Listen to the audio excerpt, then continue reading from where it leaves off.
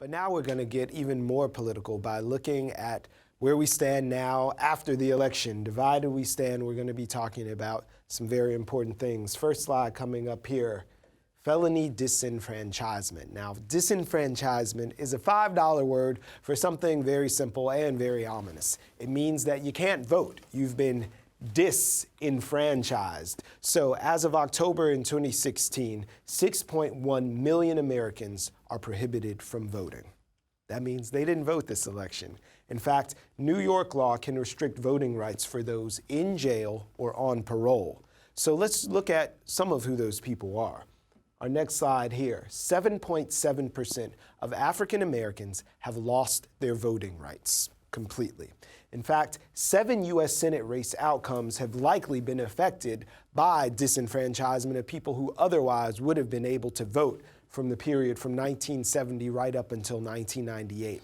In 2010, New York State changed its policy regarding criminal justice agencies. They provided for voting rights information to convicted felons. So it's all part of a larger tapestry across the country of those who can vote and those who've been disenfranchised. And we're going to dive into that in the A block. That number we just saw, 6.1 million Americans prohibited from voting because they had been in prison for a felony. Well, that number is larger than the populations of more than 30 of these United States. Now, the laws differ widely from state to state, for example. 2 states make no restrictions on voting for people convicted of a felony, even if they're still serving their sentence. But most do put obstacles in the way of taking part in this democratic process, a set of policies that essentially boil down to disenfranchisement. Well, one can only wonder if more people who've supposedly paid their debt to society have been permitted to vote this Tuesday. Could it have affected the results in a swing state or two? Now, we're not expecting our first 2 guests to answer that, but they can tell us about efforts to ease these restrictions and how the laws work here in New York State. Erika Lorshbough is a legislative counsel with the NYCLU, the New York Civil Liberties Union. Welcome to BK Live. Thank you guys for having me on. Absolutely. And we're also going to be joined via Skype from Washington, D.C. by Nicole Porter, the Director of Advocacy for the Sentencing Project, which promotes a fair criminal justice system. Thanks for joining us from D.C. Thank you for having me. Good afternoon. Okay, so let's start this conversation off, Erika, if we may. Can you tell us about the laws pertaining to felony disenfranchisement in New York State? Who can vote and when? Sure thing. The law can be more or less complicated, but the way that I like to describe it in New York State to make it as simple as possible so that everyone understands whether or not they do have the right to vote is to say that there are only 2 circumstances in New York State in which your right to vote is barred or prohibited. Those are the circumstances where you've been convicted of a felony and you are still serving time for that felony, or you are still serving out your parole period for that felony. Otherwise, you have the right to vote, even if you're in jail for a misdemeanor, even if you're in jail charged with a felony and awaiting trial. You still have the right to vote. It's very important that people understand that. So, Nicole, that's how the law is laid out in New York. How are we doing compared to the rest of the country? We said it's sort of a patchwork, but where do we fall, and who's the best and the worst of folks when it comes to this? Like contemporary that ban people for life from voting unless the governor pardons them. In those states, in Florida specifically, 1.5 million people are locked out of voting because of a felony conviction. And that includes people who are in prison, but it also includes people who live in the community on felony probation or parole. And like Erika said, people who may be in jail can vote unless they're sentenced to jail with a felony conviction. Gotcha. Okay. So, Nicole, can you tell us what advocacy work is being done at your organization sort of regarding this issue? Well, we are in a time where about the issue, and there have been reforms this year. So in Maryland, for example, a grass coalition that included formerly incarcerated activists, faith leaders, members of the League of Women Voters, expanded the vote to people living in the community on felony probation and parole.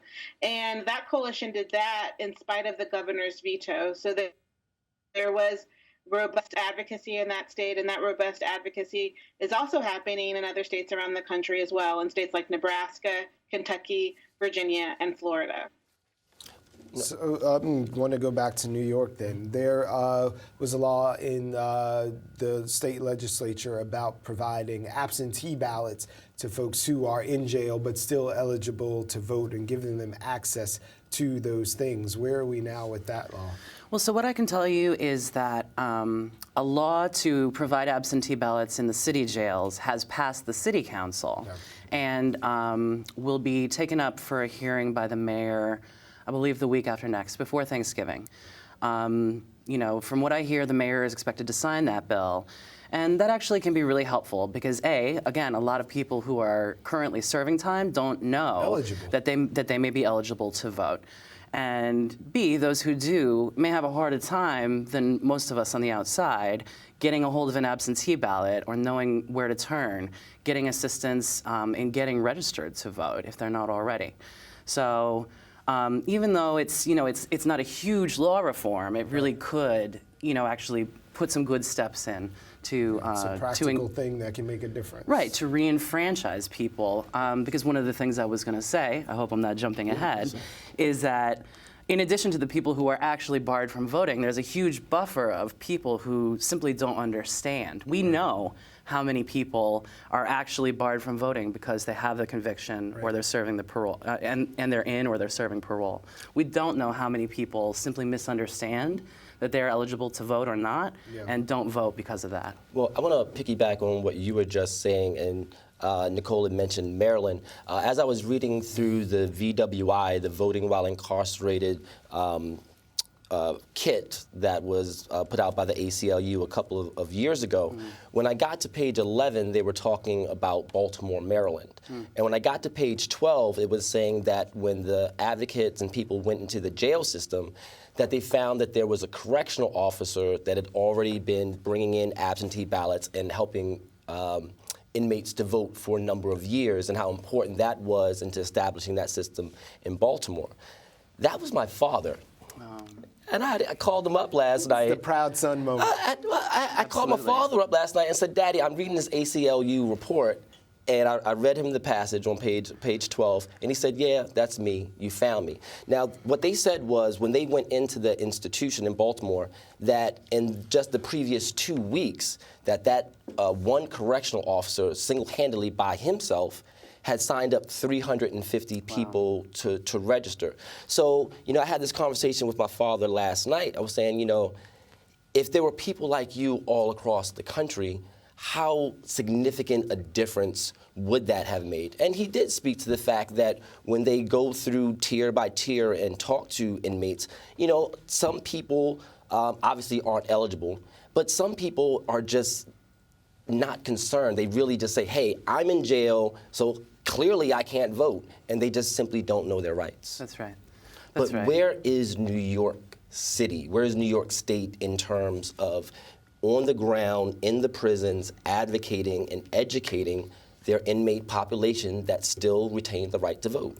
I can say that certainly we work with a lot of advocates. We, every time we come through a major election cycle, we update all of our materials that involve the voting rights of people who've had contact with the criminal justice system.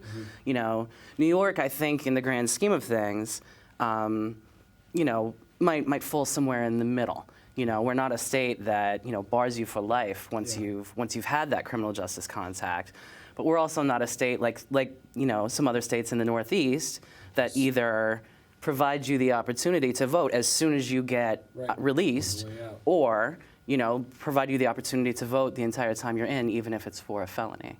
So there's a lot of advocacy going on. I think it's spotty depending on where you are in the state, and there are efforts in the legislature, and we're going to have to see in the years to come, the 2-year session to come, how that advocacy looks in the legislature. So Nicole, on the same advocacy piece, we know President Obama was the first sitting president to visit a prison. We've all, hopefully by now, watched 13th, Ava DuVernay's stunning documentary. If you haven't, get at me, I'll share my Netflix password. But where's the heat now with Trump being the president-elect and maybe having some different ideas about what happens in the prison system? where is the advocacy community and where is the fight? Well, I think the fight is going to be at the state and local level with advocates working to expand the franchise and address the issue. It's admirable to hear about, one of the anchors' father doing that work in the Baltimore City Jail. There are voter from jail coalitions around the country and other jurisdictions as well, as you all probably learned in reading the guide that you came across. There will be ongoing advocacy going into next year. And this is around focusing on expanding the franchise to the 6.1 million people who are locked out of voting today. So I think I mentioned earlier a handful of states who are engaged in this work. And, around election cycle, there's always new enthusiasm focused on expanding voting rights. And the Sentencing Project and ACLU affiliates, including the New York ACLU, will be ready and available to work with folks, including returning citizens and directly impacted people, to support efforts to expand the franchise on any given day. And, I think one of the main issues, because of the patchwork of laws, all three of you have already spoken to this, is the information that people have, particularly in states where laws have changed. And one thing that advocates can do, that organizers can do, is advocate for the state to fulfill its promise in terms of democracy and ensuring the franchise, and notifying people once they are eligible to vote, people who have felony convictions. And again, this is different from state to state, but notifying people when their voting rights are restored. And so in New York, it would be when people exit prison or when people finish parole. And of course, people on probation can vote.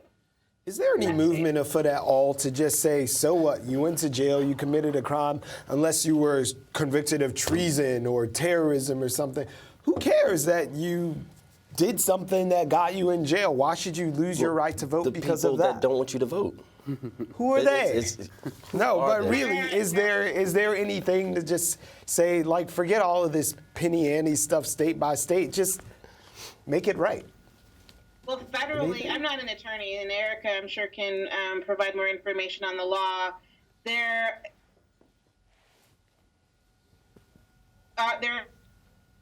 voting in federal elections for people with felony convictions, and would neutralize efforts around the state-by-state patchwork. But obviously, that's going to be very difficult politically, and given Congress.